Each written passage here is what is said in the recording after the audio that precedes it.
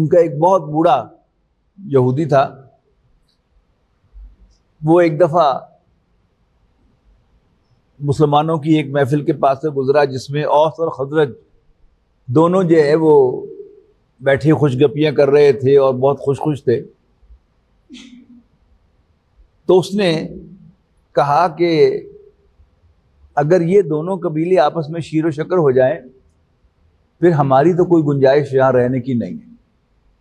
वो तो divide and rule के साथ वहाँ रह रहे थे ना, कि बनु नज़ीर और बनु कैनका खजरज के हलीफ थे और बनु कुरैज़ा औस के हलीफ थे, और वो उन्हें आपस में लड़ाते रहते थे और दोनों की मदद भी करते थे। और टिपिकल जो आज आपको अमेरिका का किरदार नज़र आता है, बड़ी ताकतों का किरदार नज़र आता है कि लोग लड़ें और हमारा असला बिके।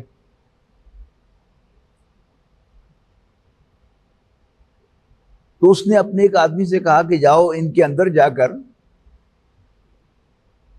इनको याद दिलाओ अपनी पुरानी लड़ाइयाँ औस और खजरज की। तो उसने जाकर कोई उनमें से किसी का शेर जो है वो पढ़ा जिसमें दूसरे फरीक के खिलाफ जो है बातें की गई, और दूसरी तरफ के भी शेर जो है वहां पर पढ़ दिए।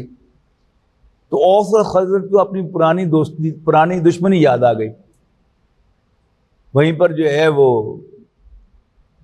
तलवारें निकल आई। नबी अकरम सल्लल्लाहु अलैहि वसल्लम को खबर पहुंची तो आप भागकर वहां अपने साथियों के साथ आए और आपने आकर बीच बचा कर आया और आपने कहा कि तुम्हें क्या हो गया। तो उन्हें माजरत की और फिर दोबारा आपस में एक दूसरे को गले लगाया। वो जो बात सूरत आल इमरान में आई है ना, वकुंतुम अला शफा हुफरत मिनन नार फअनक़ज़कुम मिनहा, याद करो कि तुम आग के बिल्कुल दहाने पर पहुंचे हुए थे तो अल्लाह ताला ने तुम्हें उसमें से गिरने से बचा दिया और तुम्हें भाई भाई बना दिया।